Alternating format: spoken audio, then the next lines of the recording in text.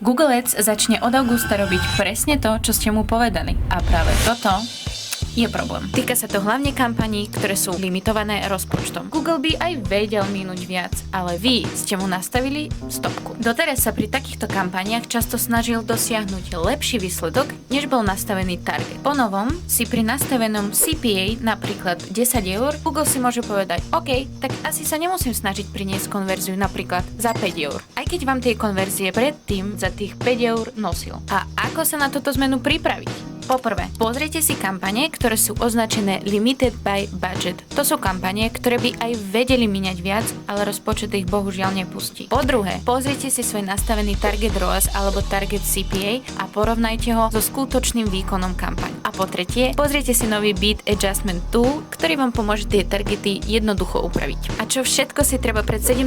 augustom skontrolovať a ako sa na zmenu pripraviť, nájdete v novom článku na blogu UI42.